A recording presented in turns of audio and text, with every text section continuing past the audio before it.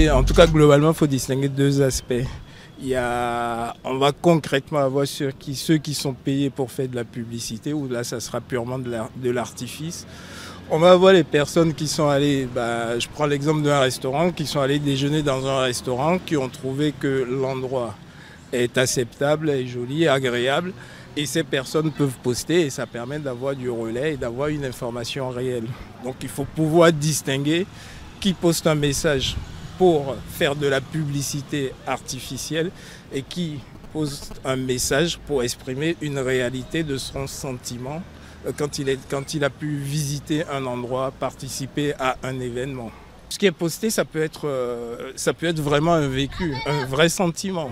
Donc il faut pouvoir mettre en œuvre ses propres diligences pour se dire, distinguer ce qui est purement de l'artifice de ce qui est plus proche de la réalité.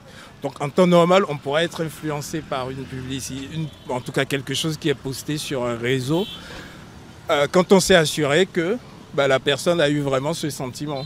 Et que ce n'est pas juste une publication pour drainer du monde et que derrière cette publication, il n'y a aucune réalité, plutôt que simplement de la publicité. Et selon le monde d'aujourd'hui, avant là, le monde d'hier n'était pas comme ça. Avec les réseaux sociaux, les WhatsApp, ainsi de suite, on est en train de copier ce qui est venu de l'étranger. Puisque en Afrique, on n'est pas né comme ça. On est né sous notre forme de tradition. Avant de tomber enceinte d'abord, il faut avoir un âge d'abord. Mais aujourd'hui, nous les hommes, même les femmes, quand on est déjà fiancé, c'est déjà fini. On se mène dans la vie active, puis ça devient autre chose. Mais c'est pas bon. Selon moi, c'est pas bon de montrer ce que tu as mangé chaque jour sur les réseaux sociaux. Puisque d'autres sont affamés, ils n'ont pas trouvé à manger, ils sont dans leurs soucis.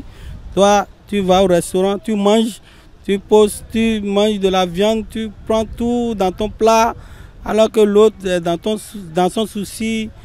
Quelque part, il est en train de voir avec des stress, comment il peut faire dans la journée. Toi, il regarde, il aura encore beaucoup de stress.